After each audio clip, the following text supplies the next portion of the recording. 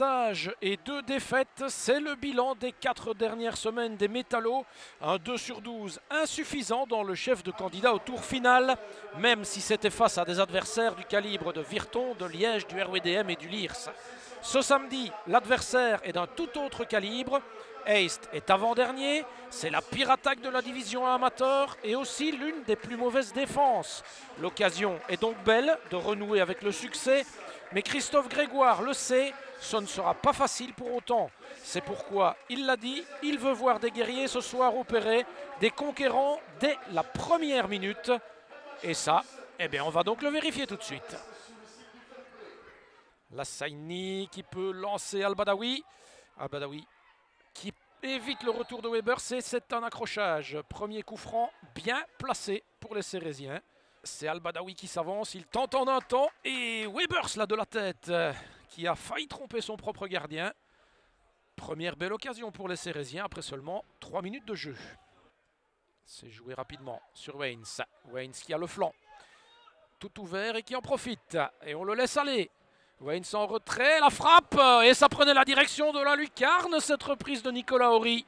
Et il a fallu un mignon attentif pour le sortir. Et bien voilà, premier gros avertissement pour les Cérésiens. Le coup de coin, Tronbex qui vient se proposer, c'est long, c'est deuxième poteau, Benamou qui remet, et c'est à côté cette frappe de Waynes, qui avait pourtant tout le loisir de l'ajuster, sa frappe, et qui la met à côté. Impagnatiello, et attention, il est parti Tronbex, avec Wagan Fight, Tronbex est plus rapide, il l'évite, et c'est le but ça, et oui! Tronbex, le feu follet là, qui a fait parler sa vitesse et qui a réglé tout le monde pour ouvrir le score en faveur des Flandriens. 17e minute de jeu, c'est 0-1. Anglebert, ouais, c'est un peu trop facile hein, cette passe avec... Oh, attention Tronbex, il est parti encore une fois. Tronbex, c'est Mignon qui arrête. Eh bien, il était temps.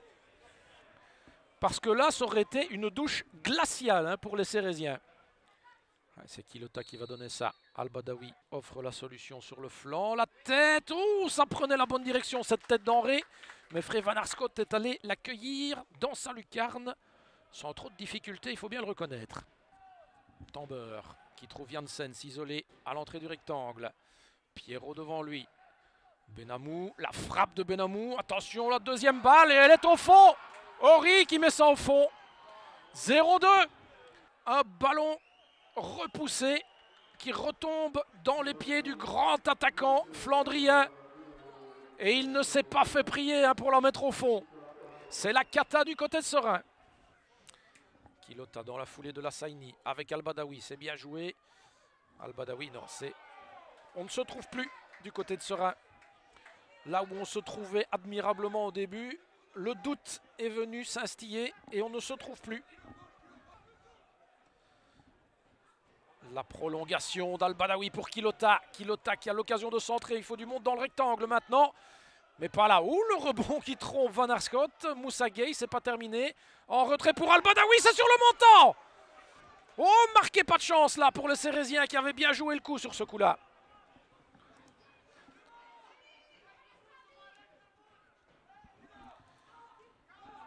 Quilota, ah, il faut profiter de ce moment de doute dans la défense et il n'y a personne pour reprendre ce ballon. Lassaini avec Al-Badawi. Lassaini est disponible dans l'axe, le relais, Pierrot qui s'ouvre le but, Pierrot et le tacle défensif impeccable de la part d'Anglebert pour empêcher Pierrot d'aller réduire le score. Janssen encore, qui lance Tronbex, attention, c'est du 4 contre 3. Tronbex qui insiste, qui parvient à centrer, à chercher Horry. On revient chez Régnier, la frappe sans doute. Non, il évite encore un joueur. Waynes qui remet au petit rectangle et c'est dévié au dernier moment par Wagan Faye. C'est en contraire Anglebert qui lance encore une fois Tronbex et Tronbex qui parvient encore à résister à Quilota. Tronbex le centre. Oh, comment est-ce qu'il a raté ça, Horry? Le but était complètement ouvert. Et c'est Benamou. C'est Benamou qui a raté ça. Mais qui ne peut plus profiter de l'ouverture. Oh, la balle est superbe là pour Gueye. Gueye, oh, qui a essayé de la glisser Et ce ballon qui file à côté.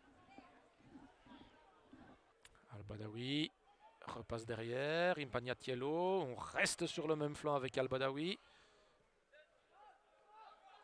Lassaini qui tente une frappe de loin. À côté. De quoi illustrer toute la difficulté des Cérésiens à aller inquiéter Frey Van Arschoot.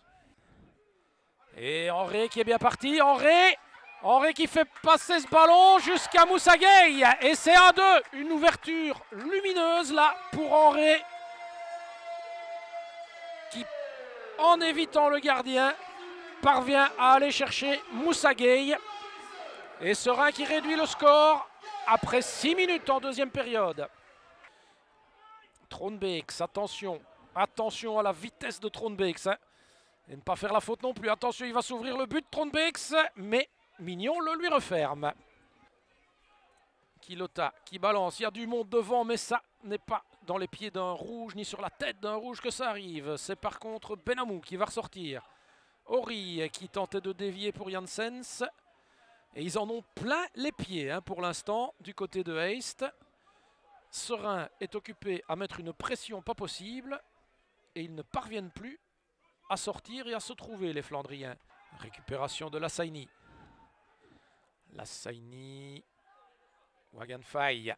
Faye qui centre. Henry.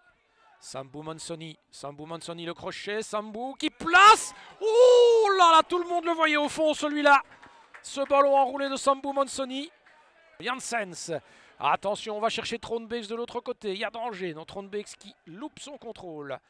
Mais attention, c'est pas terminé. Il va au duel maintenant. Le petit rectangle. Et hors-jeu. Janssens pour ce coup de coin. C'est dans le petit rectangle. Oh, c'est sur la transversale. Et c'est Waynes qui était allé mettre ça. Janssens qui passe et qui va alerter Waynes. Attention, Horry. C'est Quilota qui a bloqué ça, alors que ça prenait la direction du cadre. Et attention maintenant, Régnier qui récupère ça sur cette balle mal ressortie. Attention, Régnier encore. Ça revient chez Troonbeeks qui passe. Le tir est contré. Eh bien, Seraing a pressé jusqu'à maintenant. Mais là, c'est Heist qui met le nez à la fenêtre et qui se montre très dangereux. Al-Badawi. C'est tendu, la tête de Gueye qui surmonte la transversale. Faille, le long ballon en direction de Gueye. Gueye qui dévie, Pierrot qui s'arrache, Pierrot qui est mis au sol. Et le penalty accordé par Monsieur Dams. Bonnem pour permettre à Seraing d'aller chercher au moins un point. Et c'est au fond, 2-2. Il reste 1 minute au temps réglementaire, plus tout le temps que Heist a perdu, pour peut-être aller chercher les 3 points. Al-Badawi, la passe à Deville. Deville le centre, la reprise, c'était Al-Badawi, mais ce n'est pas cadré. Quilota qui lance, c'est Kokgezen. Kokgezen pour son premier ballon. Face à Anglebert, il crochette, il frappe. Et Frey Van Arschoot qui arrête ça. Oh, quelle belle action là de la part de Kokgezen. Et Quilota qui récupère ça un peu chanceusement. Et le coup de sifflet final de Monsieur Dams. On s'attendait à voir Seraing remporter les 3 points aujourd'hui, même relativement facilement. Et puis après 20 minutes, tout tombe à l'eau. Vous vous retrouvez mené 0-2. Ça change évidemment la donne. C'est à chaque fois le même problème. On se fait avoir en début de match. On débute les rencontres à moins 20%, même pas à 50%. Et c'est à chaque fois ça le problème. C'est à chaque fois qu'on doit se prendre une claque pour réagir. On ne se bat pas suffisamment les uns pour les autres, on ne travaille pas assez défensivement. Et ça crée pas mal de problèmes. Je crois que quand on voit un adversaire comme Heist qui avait marqué 7 buts avant de venir ici et qui en avait encaissé 23, qui vient nous dominer et se créer autant d'occasions, je crois qu'il y a de grosses questions à se poser quand même aujourd'hui. Il y a à chaque fois un ailier qui rentrait, donc ils étaient à chaque fois en supériorité dans le milieu. Et puis on n'était pas à 100%, on était à chaque fois deuxième au ballon. Si déjà à 3 contre 3 dans le milieu, on est derrière le ballon, on va courir. Mais là, ils étaient 4, donc c'était beaucoup plus difficile. Je crois qu'aujourd'hui, à mi-temps, on était tous gênés de la prestation affichée aujourd'hui. Et je crois qu'on a réagi, bien sûr. Malgré tout, on a encore commis pas mal d'erreurs qui ont permis à l'adversaire de se créer des occasions et qui auraient certainement dû tuer le match. Et je crois que le résultat du match nul est un petit miracle pour nous aujourd'hui. Ça fait un bilan de 3 sur 15. Qu'est-ce que Seraing doit faire pour sortir de cette spirale négative?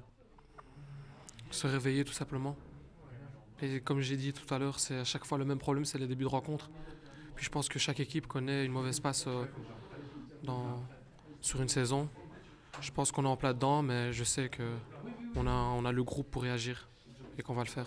Si on arrive à réagir et se remettre chacun en question, parce que c'est chacun qui doit se remettre en question, si on arrive à le faire, je crois que retrouver les ingrédients qui ont fait notre force l'année passée, je crois qu'on en est capable. Maintenant, les cartes sont entre nos mains, c'est à nous de faire le boulot cette semaine pour aller prendre les 3 points la semaine prochaine.